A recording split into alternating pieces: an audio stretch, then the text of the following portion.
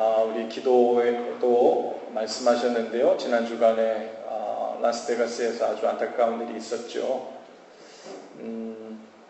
많은 조사하는 사람들이 이런 일이 왜 일어났는지 인과관계를 알아보려고 심리적으로 접근해보고 또 배경들도 조사해보고 그렇게 하지만 뚜렷한 어떤 이유를 발견하기가 힘듭니다. 그런데 어느 이유가 발견된다 하더라도 꼭 그 이유 때문이다 라고 할 수 없죠. 이러한 일을 통해서 우리가 또 발견하는 것은 그 패덕이라고 하는 그 사람에게만 이러한 가능성이 있는 것이 아니라 예수 그리스도를 주로 모시고 하나님의 임재 앞에서 살지 못하는 그 죄와 악에 노출된 그 모든 순간에 우리 모두는 그 특별한 상황과 연약함에 놓이게 됐을 때 누구라도 그렇게 될 수 있다는 위험을 감지합니다. 우리가 위에서 함께 기도하고 경계하여 조심하고 그리고 특별히 희생된 사람들 그리고 사랑하는 가족들 위에서 함께 기도해 줄 수 있기를 바랍니다. 어떤 사람이요, 발레리나들이 발레 연습하는 곳에 가서 그 무대 공연하는 것을 보게 되었답니다. 그런데 그 뒤에서 발레리나들이 발레하는 모습을 보고 있으려니까 그 모습이 마치 우리 인생 사는 것과 참 많이 닮았다 하는 느낌을 받게 되었대요. 그 발레하는 동작들이 겉으로는 아주 가벼워 보이고 쉬워 보이지만 사실은 그 동작 하나하나가 아주 어려운 동작들이라는 거예요. 이렇게 표현합니다. 중력을 정면으로 거스르는 동작들이 아주 많다는 거예요. 특히 발레할 때 점프를 많이 하잖아요. 그 점프를 하면 하늘에 그냥 있습니까? 떨어집니까? 중력 때문에 다시 떨어지죠. 그러면 발이 땅에 닿기도 전에 또 뛰어오르고 또 뛰어오르고 하는 일들을 열심히 계속해서 하는 이 일이 발레인데요. 그래서 무지무지 힘들답니다. 이 몸은 중력 때문에 계속해서 하늘에서 땅으로 떨어지는데 땅에 떨어지기가 무섭게 자꾸 끝없이 하늘로 솟아오르는 것을 연습하고 그 중력을 거슬러야만 하는 일. 그래서 아주 힘든 일이라고 해요. 그런데 그 무대 뒤에서 발레 공연을 이렇게 지휘하고 있는 그 단장님이 계셔서 그 방문하신 분이 물어봤대요. 단장님, 발레를 할 때 제일 중요한 게 무엇인가요? 정확한 동작입니까? 아니면 어떤 표정 연기입니까? 무엇입니까? 만일 단장님께 이런 옵션이 있다면 어느 발레리나가 있는데 신체 조건도 발레하기가 잘 좋고 그리고 동작도 비교적 다른 사람에 비해서 아주 잘 맞아. 그런데 이 사람은 표정 연기가 안 돼. 그런데 또 한 사람의 발레리나가 있는데 이 사람은 표정 연기는 아주 밝고 잘 되는데 그 연기가 그러니까 우리 몸 동작의 연기가 좀 떨어져. 그러면 둘 중에 반드시 한 사람을 선택해야 된다면 단장님이 어떤 사람을 선택해서 훈련시키고 단원으로 모집하겠습니까? 그랬더니 이 단장님이 그렇게 얘기하더래요. 표정 연기를 잘하는 사람을 선택하겠다 그러더래요. 그러면서 이렇게 말씀하시더랍니다. 선생님, 발레는요 예술이에요. 표정이 없이 점프만 잘하면 그건 발레가 아니라 스포츠예요. 정확한 동작을 틀림없이 잘하는 것은 서커스에 가까워요. 이 예술에는 표정이 생명입니다. 그러면서 이제 표정으로 드러내는 그 메시지와 그 연기들을 아주 높이 산다는 이야기를 하시더랍니다. 발레리나들이 끊임없이 중력을 거스리는 점프를 계속하고 이제 무대 뒤로 이렇게 들어오면요. 연습할 때 리허설을 하는데 뒤로 들어올 때마다 너무 힘드니까 자동으로 이 등이 이렇게 자꾸 굽어진대요. 그러면 단장님이 들어오는 그 발레리나들을 보면서 등 펴 그런다는 계속 등을 피라고 계속 그런데요. 그리고 또 하나의 표정은 뭐냐면 너무 힘드니까 이제 뒤돌아서 무대로 돌아올 때마다 얼굴이 표정이 자꾸 굳어지는 거예요. 그러면 표정 이걸 또 계속 리마인드 시켜준대요. 그러면 계속 점프하느라고 그러니까 중력을 거스르느라고 힘들게 하다가 들어온 사람들이 계속 표정을 관리하느라고 등을 다시 펴느라고 보통 힘든 게 아니라는 겁니다. 인생 사는 것이 마치 이와 같이 힘들다고 해요. 중력을 거스리며 끊임없이 점프를 해야 하는데 힘이 드니까 자꾸 등이 굽어지고 표정이 굳어지지만 사실 사람들 앞에서는 안 힘든 척 그 표정을 유지하며 사느라 보통 어려운 게 아니라는 거예요. 어떤 사람은 힘든 티를 감추려고 막 바쁘게 삽니다. 정신없이 스케줄이 아주 살인적인 스케줄에 내 삶이 이만큼 힘들고 어렵다는, 즉 내 자신의 그 힘들어하는 눈빛과 마주치지 않으려고 정면으로 대면하기 싫어서 밖의 일들을 스케줄을 잡아서 정신없이 바쁘게 사는 것으로 외면하며 사는 사람들이 있죠. 또 어떤 사람들은 그 힘든 마음을 감추느라 자기가 좋아하는 어떤 취미에 과도하게 집착하기도 하고요. 또 쇼핑하고 또 맛있는 것을 먹는 일에도 정도를 벗어나 과도하게 시간과 힘을 쏟기도 합니다. 왜요? 그 힘든 자신과 눈을 마주치고 정면으로 대면하게 되면 어찌할 줄을 모르게 될까봐.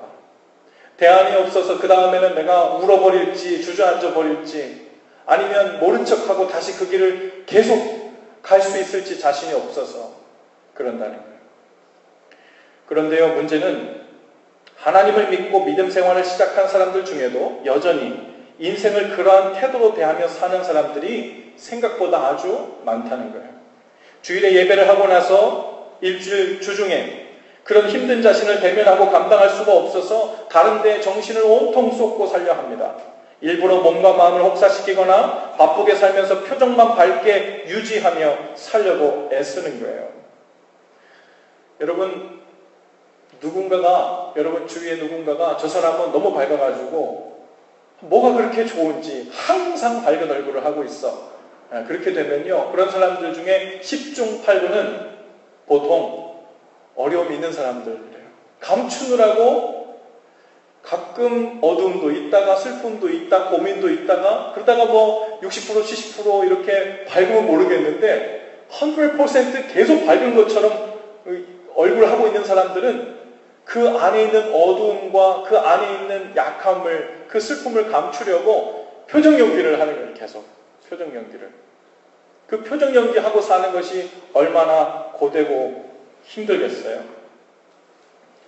여러분, 그런 사람들은요, 어느 순간 표정 관리가 안 되는 그때를 딱 만나면 보통 자리에 확 주저앉아 버리죠. 자신의 그 힘든 눈빛과 마주하게 되거나 자신의 그 감당이 안 되는 소망 없는 모습을 대면하게 되면 어떻게 반응해야 될지를 몰라서 절망하고 넘어져서 일어나기를 힘든 거예요. 그러다 보니 그냥 그 일을 잊고 살고 싶은 겁니다. 웬만하면 눈빛 마주치지 않고 다른 일들에 집중하며 당분간 제 마음속 한 구석에 고이고이 접어서 집어넣어놓고 이따금씩 꺼내서 생각하는 용도로만 생각하고 싶은 거죠. 여러분, 그런데 우리의 영적인 삶에도 이와 같은 모습이 발견됩니다. 우리는 모두 이 죄와 욕심이라는 끊임없이 우리 속에서 일어나는, 잡아당기는 중력 같은 게 느껴지죠. 이게 한두 번이 아니고요, 항상 느껴지니까요. 죄로 욕받고, 욕심으로 욕받고, 이기심으로 욕받고, 계속해서 끌리는 그 무언가, 나는 원치 않는데 죄 쪽으로 이끌리는 그 힘이 마치 영적인 중력처럼 느껴져서 내가 하나님을 향해 그 말씀에 순종해서 점프를 하지만 중력에 의해서 여김없이 다시 그 자리로 떨어지는 것 같고, 어떨 때는 심호흡을 크게 하고 점프를 더 높게 해봐도 어김없이 그 중력에 의해 다시 그 자리로 떨어지는 것이 반복되고 나면 내가 더 열심히 더 높게 뛰어본들 무슨 소용이 있겠나? 난 여전히 이 중력의 바운더리 안에 있는데, 이 영적인 지구를 떠나지 않는 한 이 중력의 바운더리에 계속 끌리며 살게 될 텐데, 그리고서는요, 다시 시작해볼 마음도, 다시 노력하고 애써볼 마음도 갖지 못하게 되는 그런 안타까운 지경에 이르게 되죠. 어떤 사람은요, 자기 안에 있는 어떤 약함과 죄의 모습을 변화시켜 보려고 끊임없이 하늘로 점프를 해봅니다. 그런데 중력에 이끌리듯 제자리로 돌아오는 모습을 보며 실망하죠. 왜 내 삶은 변하지 않고 제자리일까를 자책하고 고민합니다. 어떤 사람은 배우자나 자녀들 혹은 가정을 내가 원하는 모습으로 변화시켜 보려고 애를 씁니다. 어떤 사람은 자신이 원하는 꿈을 이뤄보려고 끊임없이 점프를 해봅니다. 세상 사람들보다 더 빨리, 더 높게, 더 풍성하게, 더 윤택하게 살고 싶어서 점프를 해보는데요. 도대체 바뀌어지지가 않아요. 자꾸만 중력에 이끌리듯 제자리로 돌아옵니다. 그리고 이제는 지쳐서 시작할 엄두를 내지 못하는 거예요. 제자훈련 하는데 한 성도님이 그런 고민을 제게 말씀하시더라고요. 목사님, 저는요 예전에 깊은 은혜도 받았었고 나름 열심히 신앙생활도 했었어요. 그런데 그렇게 열심히 노력하다가 어느 시점에서 한번 실패하고 다시 제자리로 돌아오게 되었습니다. 이제는 솔직히 머리로는 알아듣고 또 다시 열심히 해서 예전처럼 살아간다는 것이 엄두가 나지 않아요. 현실이라는 장벽과 그 어느 정도 타협하지 않고는 정말 살기 쉽지 않은 그 이유도 있지만 열심히 노력한다고 해도 이전에 그 실패했던 그 자리를 넘어설 수 있을까? 힘차게 점프하면 이번엔 제자리로 떨어지지 않을 수 있을까라는 장담이 없다는 거죠. 우리가 몇 가지 기억해야 할 사실이 있습니다. 신앙생활을 시작했다고 해서 우리 속에 있는 죄와 유혹 혹은 연약함이라는 그 영적인 중력이 사라지지 않는다는 거예요. 그래서 신앙생활을 하다가 이상하게 생각하면 안 됩니다. 이상하다. 나는 은혜도 크게 받았고 이제는 주님을 위해 살겠다고 눈물 콧물 흘리며 결단의 기도도 한두 번 한 게 아닌데 왜 나는 또다시 죄에 이끌리고 유혹에 이끌리고 세상에 이끌리고 내 혈기에 이끌리고 내 욕심에 이끌리고 있지? 내 믿음이 처음부터 없었던 건가? 가짜였나? 내 믿음은 말뿐이었지 성경에서 말하듯이 겨자씨만한 믿음도 처음부터 내겐 없었던 건가? 그리고 우리 안에 자책이 밀려오기 시작하고요. 내 인생이 정말 하나님 앞에서 믿음을 가진 자로서 가치가 있나? 의미가 있나? 하나님께 얼마나 기억이 될 것인가? 하나님이 나를 예뻐하실까? 자랑스러워하실까? 별별 생각들을 다 하게 됩니다. 그 절망적이고 답답한 상황에 대해서 사도 바울 선생님이 그렇게 고백했어요. 로마서 7장 21절입니다. 그러므로 내가 한 법을 깨달았노니 곧 선을 행하기 원하는 나에게 악이 함께 있는 것이로다. 내 속사람으로는 하나님의 법을 즐거워하되 내 지체 속에서 한 다른 법이 내 마음의 법과 싸워 내 지체 속에 있는 죄의 법으로 나를 사로잡는 것을 보는도다. 오호라 나는 곤고한 사람이로다. 이 사망의 몸에서 누가 나를 건져내랴. 여기 사도 바울이 한 이 고백을 우리는 아주 잘 이해해야 합니다.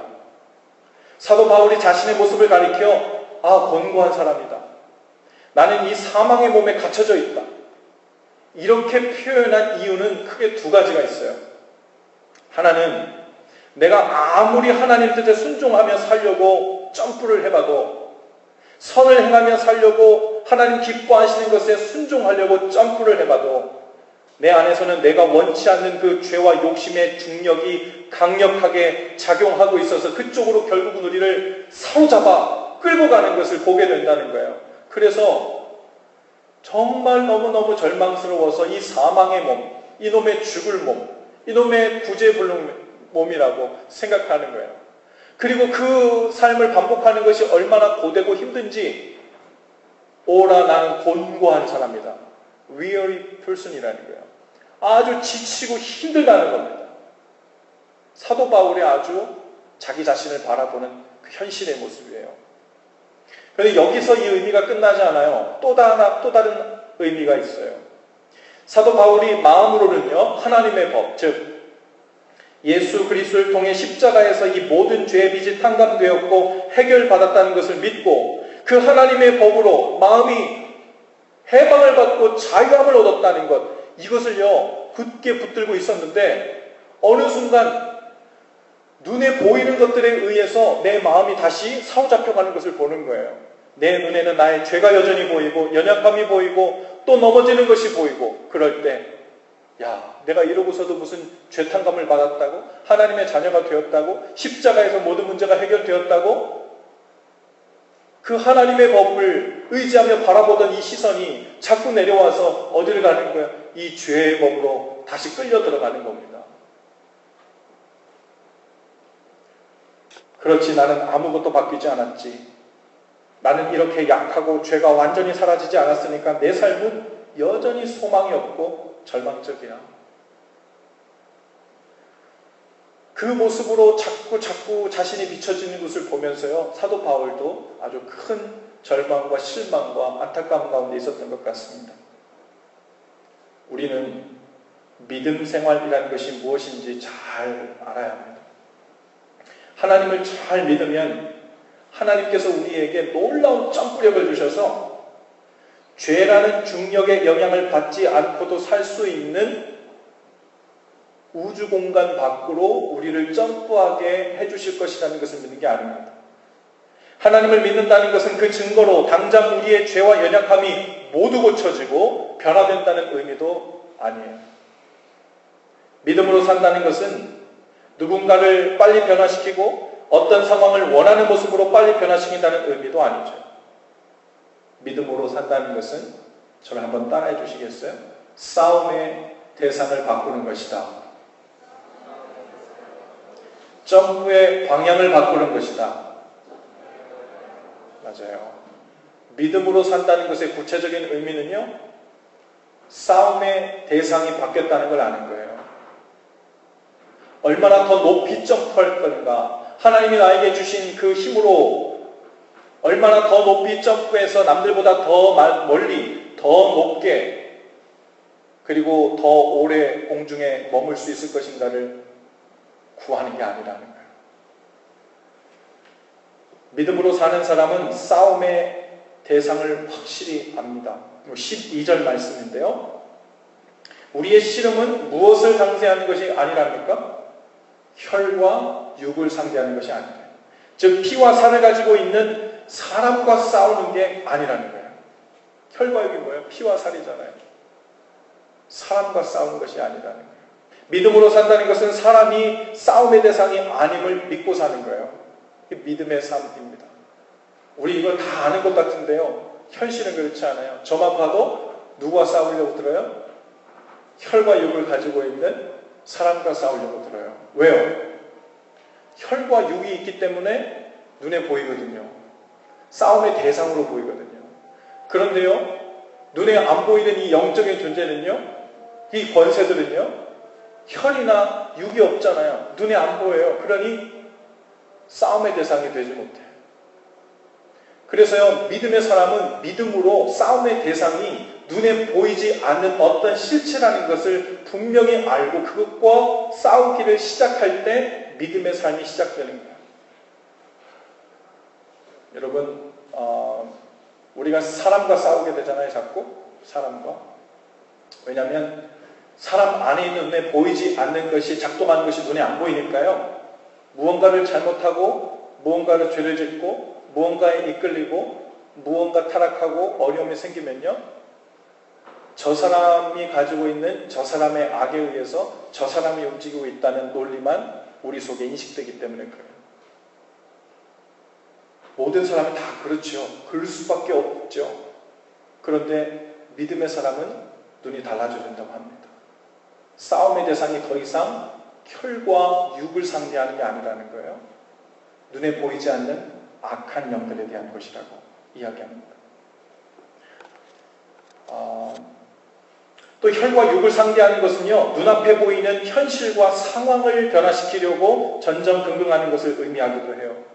믿음으로 사는 사람은 단순히 눈앞에 현실적으로 보이는 문제들을 해결하고 고난들을 피하고 고통들을 줄여가는 것을 목적으로 삼지 않습니다. 그저 우리가 눈앞에 있는 삶의 형편을 더 개선하려고 하는 것을 믿음의 목적으로 둔다면 그것은 싸움의 대상을 잘못 알고 있는 거예요. 그거는 그냥 세상 사람들이 싸우는 거예요. 믿는 사람들이 싸우는 것이 아니죠. 우리 싸움의 대상은 마귀입니다. 마귀는요, 혈과 육이 없어요. 영적 존재입니다. 어둠의 권세들이에요. 그리고 이 마귀는요, 간계가 있대요. 간계가 뭐예요? 악한 계략이 있다는 겁니다. evil, bad strategy가 있대요. 근데 우리 스트래티지도 눈에 안 보입니다. 그들의 전략이 눈에 안 보여요. 그러니 싸움의 대상이 못 되는 경우가 많죠. 그래서 우리가 정신을 바짝 차리고 그것을 싸움의 대상으로 믿음으로 바라보고 있지 않으면 우리는 보이지 않는 중에서는 다 패해 망하고, 대신 눈에 보이는 것과 내 눈앞에 있는 상황들, 이것을 변화시키려고 하는 혈과 육과의 싸움에 우리의 온 힘과 시간과 열정을 다 허비하고 승리도 하지 못해요. 일이 믿는 자들 가운데서도 얼마나 많이 일어나고 있는지 몰라요. 마귀는요, 이런 괴계를 사용합니다. 우리가 하나님을 믿는 첫 번째 이유는 눈에 보이는 내 삶의 현실을 더 편하고 즐길 수 있게 개선하는 것, 즉 물질의 복, 안정의 복을 더 많이 받아서, 그것이 마치 믿음의 첫 번째 목적인 것처럼, 신앙생활을 잘하고 있는 증거인 것처럼 믿게 해주는 것. 여러분, 이것이 마귀의 관계 중에 중요한 것 중 하나입니다.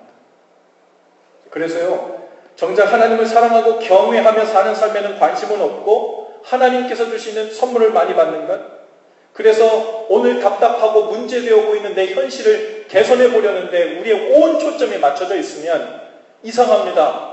내 삶은 예전보다 더 나아진 것 같고 경제적으로도 관계적으로도 큰 문제가 없이 평탄해지고 있는 것 같은데 무엇이 문제예요?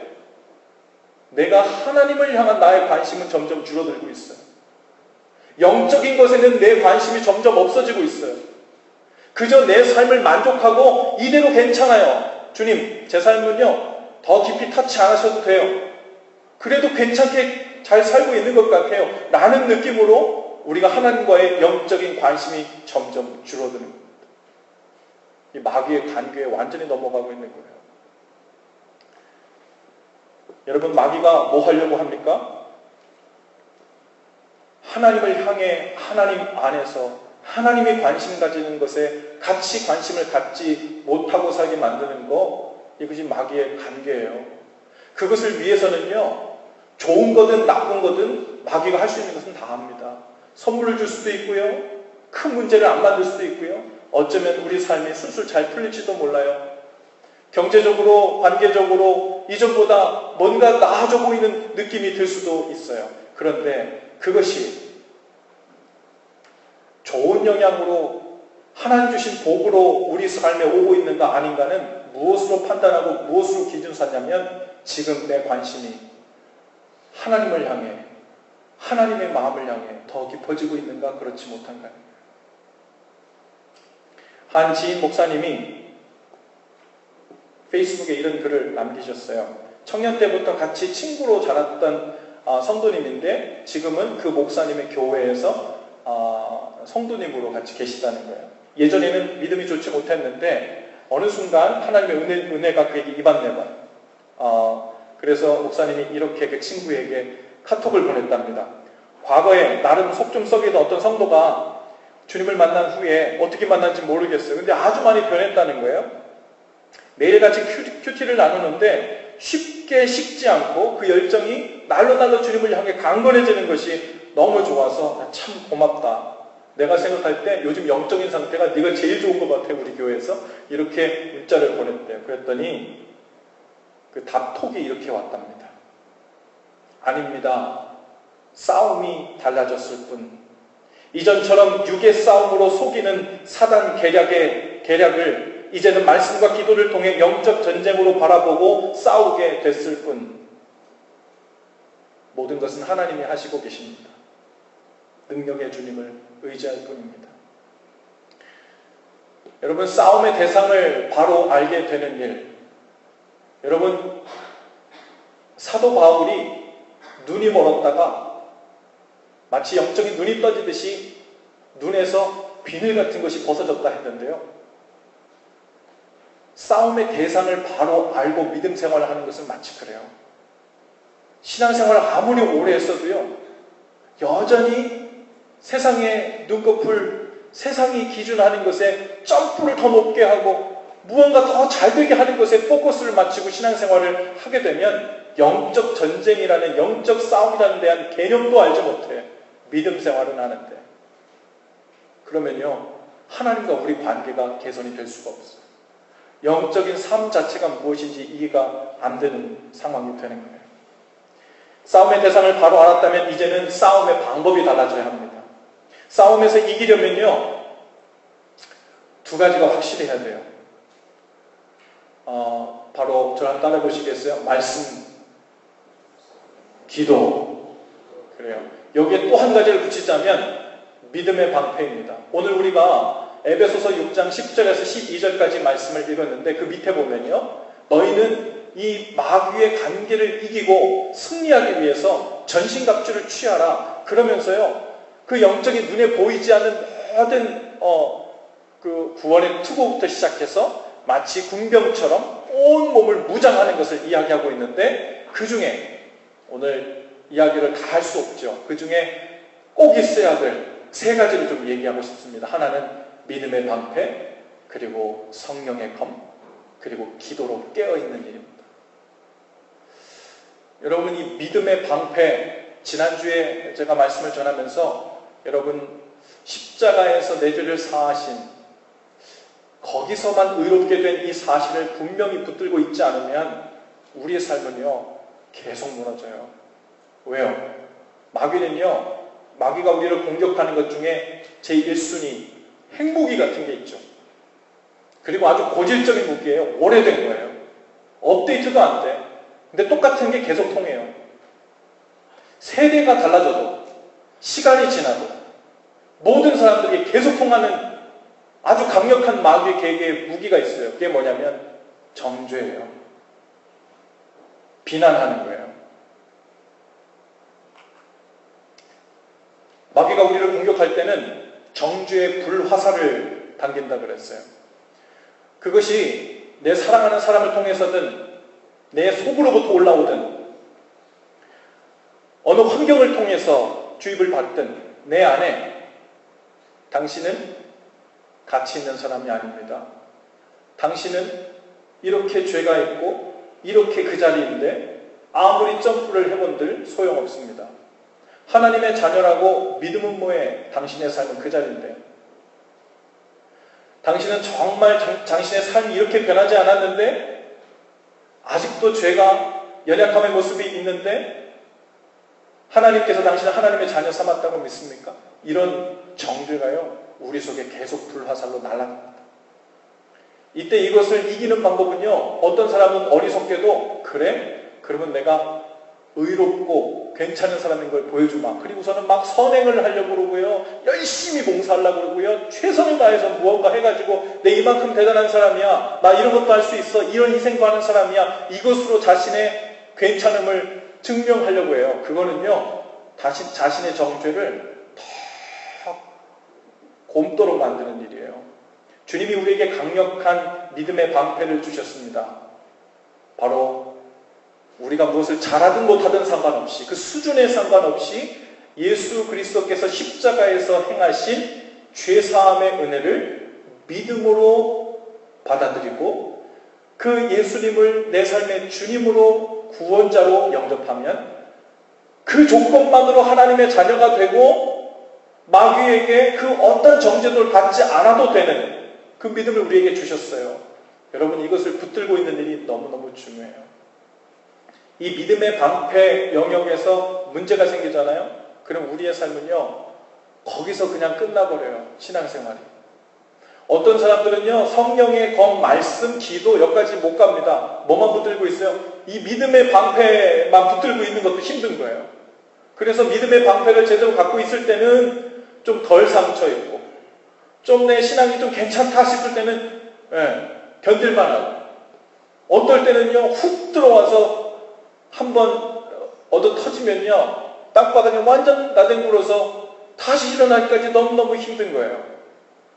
이 믿음의 방패가 우리 눈에 보이지 않지만 우리 마음판에 굳게 새겨지고 온전히 새겨질 수 있도록 붙들고 있어야 돼요. 눈에 보이지 않지만 우리가 영적 전쟁 싸움의 대상을 바로 알게 되었을 때 반드시 체크하고 날마다 체크해야 될 거예요. 여러분, 그런데 이 방패만 가지고는 못 이겨요. 뭐만 한다고요? 방어만 해요. 그래서 우리 신앙생활이요, 요것만 붙들고 있는 사람들은 신앙생활을 하면서 이래요. 아유, 오늘은 덜 두들겨 맞아가지고 살만하네. 오늘은 상처를 덜 입었어. 피 몇 방울 났어. 반창고로 해결돼. 아, 이번에는 너무 세게 맞아가지고 내가 일주일은 한 달은 들어눕고 있다가 다시 힘내서 일어나야 될 거네. 이런 신앙생활만 반복될 수 있어요. 그런데 여러분, 공격을 해야 돼요. 공격은 뭘로 가능하냐? 검으로 할 수 있는데 성령의 검, 그것이 바로 말씀이라 그랬습니다. 할렐루야. 말씀이 우리 가운데 새겨지고 스며들고 말씀에 젖어 있으면요, 아니 목사님, 근데 내가 말씀을 읽으면 어떻게 싸우는 거예요? 그거 들고서 내가 암송한 거를 막 마귀한테 얘기하는 건가요? 어떻게 싸우는 거예요? 그 검을 사용할 줄을 모르겠어요? 그 검 사용법은요, 우리가 배운 게 아니에요. 누가 가르쳐 주시고 누가 대신 사용해요? 성령께서 하세요. 그래서 성령의 검이라고 하는 거예요. 우리가 하는 거는요, 하나님의 말씀을 듣고 묵상하고 그 안에 거하고 그 말씀에 젖어만 있으면 돼요. 그러면 어떤 특정한 상황이 오면요, 우리 안에 계신 성령께서 그 말씀을 가지고 대신 싸우기도 하시고 리마인드 하시기도 하시고 방패로 사용하기도 하시고 그것을 가지고 마귀 앞에서 혹은 우리 마음속에 떠올리게 하셔서 방어막을 치기도 합니다. 여러분, 예수님이 광야에서 마귀에게 시험을 받을 때 무엇으로 이기셨어요? 말씀으로 이기셨어요. 예수님이 혈과 육으로 마귀를 퇴치했습니까? 업어치게 하고 엎어도 날리고 막 그랬어요. 그러면 혈과 육이에요. 그게 아니었어요. 말씀으로 승리하셨어요. 여러분, 이 말씀, 이것이 우리의 검이 되고 이 말씀이 우리 안에서 마를 새가 없이 우리 속에 온전히 젖어들고 스며들게 있으려면 여러분, 우리 말씀 정말 열심히 봐야 돼요. 열심히 들어야 돼요. 열심히 묵상해야 돼요. 이 열심히의 수준이 어느 정도냐고요? 적어도 여러분들 하루에 3번 힘을 내서 살려고 아침, 점심, 저녁 챙겨 먹잖아요. 그거보다는 더 먹어야지. 여러분, 오늘은 피곤하기도 하고 잠을 못 자서 그런지 힘이 나지 않아. 오늘 아침에 카페인이 필요해. 그래서 커피 아주 세게 해서 먹잖아요. 하루에 몇 잔씩도 먹잖아요. 카페인 먹은 것보다는 더 먹어야죠. 그래야 말씀에 젖어 있을 거 아닙니까? 그래야 그 말씀이 우리 속에서 불화살이 날라올 때마다 우리 몸을 감싸고 있다가 반응할 것 아닙니까? 마지막으로 기도입니다. 이 기도는요, 그냥 무작정 나의 바람을 아뢰는 기도가 아니고 이 기도를 통해서 오늘 말씀 에베소서 6장 해보면 뭐라고 되어 있냐면 기도로 항상 깨어있으라고 합니다. 기도의 가장 중요한 역할 중에 하나는 하나님 앞에서 영적으로 깨어있는 일이에요. 기도를 함으로 우리는 하나님께 포커스를 맞추고 있는 거예요. 영적으로, 영적 전쟁이 나에게 임하고 있다는 것을 인식하고 있는 겁니다. 내 싸움의 대상이 누구인가를 안 까먹고 있는 거예요. 그래서요, 마음에 늘 근신하는 마음으로 그 영적 싸움을 염두에 두고 살게 되는 것, 이것이 기도의 중요한 목적들 중 하나예요. 여러분, 기도로 이 영적인 것에 깨어있지 않으면요, 우리는 또다시 일상으로 돌아가서 그저 세상 사람들 점프하는 것보다 더 크게 점프하고 싶은 것에만 관심을 갖고 살아요. 그러다가요, 마귀의 관계가요, 훅 들어옵니다. 불화살이 훅 들어와요. 왜? 내가 기도로 깨어있지 못하면 자다가 맞거든요, 그냥. 자다가 한 대 훅 맞고 나면 그때부터는 이것도 치유하느라고 오래 걸려요. 언제 맞는다고요? 자다가 맞아요, 자다가. 잠자지 않는 게, 깨어있는 게 뭐라고요? 기도로 깨어있는 거예요. 하나님, 제가 오늘 하루를 살면서 마귀가 영적으로 나를 공격하고 나를 넘어뜨리려고 한다는 생각을 한 번도 안 하고 그냥 내 생각, 내 삶, 눈앞에 보이는 것, 혈과 육에만 집중하며 하루 온종일 살았어요. 그럼 아주 위험한 거예요. 언제 불화살이 훅 들어올지 몰라요. 성경에 영적 전쟁이 그리 쉬운 거라고 간단한 거라고 얘기한 적이 없어요. 싸우되 피 흘리기까지 싸워야 되고 정신 바짝 차려야 되고 마치 굶주린 사자가 우리를 삼켜버리려고 으르렁거리고 있는 그 앞에서 살듯이 영적으로 깨어서 싸움의 대상을 인식하며 살아야 된다고 이야기합니다. 여러분, 지난 금요일 날부터 우리 교회 유스 아이들이 이제 금요일마다 유스 프라이데이라고 해가지고 교회에서 모이거든요. 그래서 말씀 공부도 하고 펠로십도 하고 예배도 하고 하는데 지난주부터는 한 달에 한 번씩 매월 첫째 주 금요일에는 우리 금요성경 기도회에 유스 아이들도 함께 모여서 함께 기도하는 시간, 선생님들도 전사님도 함께 기도하는 날로 정했어요. 그래서 매월 첫째 주 금요일에는 유스 아이들도 함께 기도하게 될 것입니다. 그들을 보니까 옛날 제 모습이 생각나요. 저도 중학교 2학년 때부터 교회를 처음 나갔거든요. 근데 그때 생각하면요, 우리 아이들 어리지 않습니다. 지금부터 자기 인생을 하나님께 맡기는 기도를 스스로 하고 부모님에게 맡기지 않고,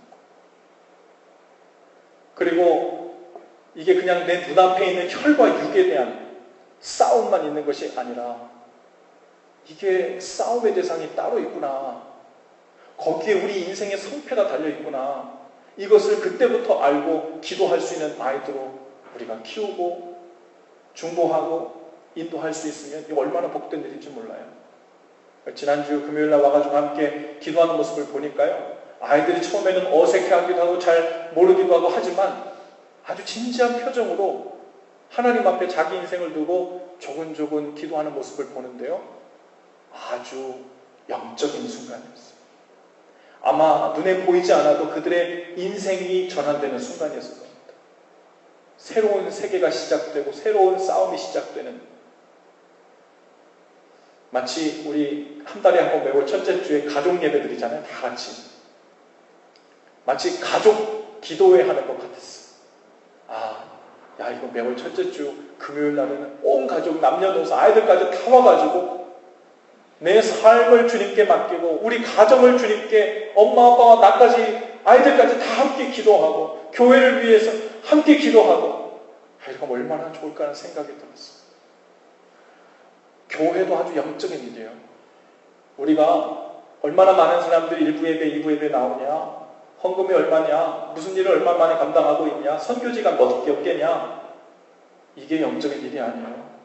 교회도 영적인 싸움에 대한 관심이 꺼지면 그저 눈에 보이는 수치만 붙들고 모여있는 혈과 육에 대한 공동체로 그냥 끝나버립니다. 그러면 그게 진짜인 줄 알고 그게 성공인 줄 알고 달려가다가 이 영적인 공동체도 망해버리는 거예요. 기도로 깨어있어야 합니다. 말씀 가운데 더 깊이 젖어들어야 돼요. 믿음의 방패가 조금이라도 얇아지지 않도록 굳건히 붙들고 하나님께 가까이 붙어 있어야 합니다. 오늘 헌신 찬양을 부흥이라는 찬양을 선택했는데요. 원래는 헌신 찬양이 다른 것이었어요. 금요기도회 때 김영주 목사님께서 찬양 중에 부흥이라는 찬양을 가지고 왔어요. 그러면서 20년 전에 나왔던 찬양인데 벌써 20주년이 되어가지고 이것이 이렇게 나왔다 그러면서 설명을 하시더라고요. 그런데 앞에 앉아서 저도 그 찬양을 부르는데 이번 주일날 이 말씀이 이 찬양과 꼭 맞다라는 느낌이 들었어요. 이 찬양의 첫 가사가 이렇게 시작돼요. 이 땅의 황무함을 부숴서. 여러분, 영적인 싸움의 대상이 진짜 무엇인지를 아는 사람에게 제일 먼저 눈에 띄는 것은 뭐냐면 지금 내 영혼이 얼마나 황무한지가 보이는 거예요. 겉으로는 큰 문제 없는 것 같고 경제적으로 관계적으로 큰 이슈가 없는 것 같지만 하나님과의 관계에 있어서, 하나님이 주인 되심에 있어서 내 삶이, 우리 가정이 얼마나 영적으로 황무한지가 보이는 겁니다. 전쟁터 앞에 나와서 위태위태한 거예요. 그게 보이기 시작하면 부흥이 오는 거예요. 부흥이, 이게 제목이 부흥인데요. 부흥의 불길 타오르게 하소서 그러는데요. 여기 나오는 부흥은 단순히 교회에 더 많은 사람들이 모여들게 하소서, 이런 부흥을 포함하지만 여러분, 그게 본질이 아니에요. 하나님, 나의 영혼의 황무함, 우리 영적인 전쟁이 무엇인지도 알지 못하는, 아직 믿음의 싸움을 시작도 해보지 못한, 철저하게 계속 지는 삶, 계속해서 무너지는 삶을 살고 있으면서도 정작 하나님을 믿는다고 하는데 나는 혈과 육에 대한 싸움만 진창 속에서 계속하고 있는, 무슨 싸움이 진짜인지를 알지 못하고 있는 하나님, 그 상황 가운데서 이 영적인 황무함을 보게 하시고 싸움이 시작되게 하시옵소서. 그 싸움이 내 개인의, 우리 가정의, 교회의 기도를 통해, 말씀을 통해, 믿음의 방패를 통해 시작되면 그게 부흥이에요. 할렐루야. 영적인 일이 시작되는 거예요. 그 영적인 일에 우리의 모든 삶이 다 연결되어 있다는 것을 믿고 경험하는 삶이 본격적으로 시작되는 거예요. 그것이 부흥입니다. 여러분, 개인의 부흥을 꿈꾸세요. 할렐루야. 여러분, 비전 하나님 앞에 받으면 좋겠죠. 제가 무슨 일을 할까요? 하나님, 제가 선교사 할까요? 제가 이런 대단한 일을 하면 좋을까요? 그 일들은요, 하나님께서 하시는 거예요. 우리가 꿈 안 꿔도 돼요. 우리가 꿈꿀 일은 하나님께 포커스를 두고 하나님 마음을 품고 내 영적인 황무함을 주님 앞에 끊임없이 갖다 놓고 주님 앞에 사는 그 부흥이 끊어지지 않도록 하시옵소서. 이것이 우리의 비전이 될 수 있기를 바랍니다. 여러분, 가정의 비전이 될 수 있기를 바라요. 우리 교회의 비전이 될 수 있기를 바랍니다. 그러면 생명의 역사가 일어나요. 우리의 믿음 생활은 거기에 달렸어요. 우리의 살고 죽는 것은 거기에 달렸어요. 이제 우리 여러분의 삶을 한번 돌아보시고, 우리 가정을 돌아보시고, 내 주위를 돌아보세요. 내가 관심 갖고 문제 삼고 변화시키려 하고 이것만 해결되면 될 것이라고 생각했던 것들은 혈과 육에 속한 것들입니까? 영적인 싸움의 대상한 영이 악한 권세에 대한 것들입니까? 오늘 싸움의 대상을 바로 짚고 시작할 수 있기를 바라요. 그 일을 위해서 결혼하신 분들은 부부가 함께 논의하시고 그것을 위해서 믿음으로 선포하고 그것을 위해서 거기에 포커스를 맞출 수 있도록 지혜롭게 이야기 나누시고 도우세요. 아이들도요, 그것을 위해서 함께 기도하도록 초청하세요. 가족이 함께 기도할 수 있는 시간도 마련하세요. 말씀에 더욱 깊이 젖을 수 있도록 서로 격려하고 돕고 장치를 마련하세요. 이건 율법이 아니라 살고자 하는 안전장치입니다. 여러분, 우리는 다른 싸움을 하고 있습니다. 다른 싸움. 우리 옆에 뒤에 계신 분들과 한번 그렇게 인사해 줍시다. 우리는 다른 싸움을 하고 있습니다. 우리는 다른 싸움을 하고 있습니다. 네. 이제 우리 옆에 계신 분들이요, 이제 동지들로 보여야 돼요. 전장에 있는 사람들, 날 위해서 기도해 줄 사람, 또 지원 사격해 줄 사람. 네. 그렇게 우리를 한 교회로 묶어주셨어요. 그 가운데 이제 본격적인 싸움이 우리 개인의 삶의 가정에 교회에 있을 수 있기를 바랍니다. 우리 헌신 기도를 다 같이 한 목소리로 함께 하죠. 우리 모두 자리에서 다 일어나실까요? 오늘 입교식이 있는데 입교식은 헌신 찬양 뒤로 이렇게 옮겨서 순서를 약간 옮기겠습니다. 헌신 기도를 다 같이 한 목소리로 함께 하겠습니다. 시작. 주님, 싸움의 상대가 누구인지를 바로 알고 믿게 하옵소서. 사람이나 환경을 변화시키기 위해 싸우지 않게 하시고 악한 마귀와의 영적인 싸움에서 승리할 수 있도록 기도와 말씀으로 무장하게 하옵소서. 예수님 이름으로 기도합니다. 아멘.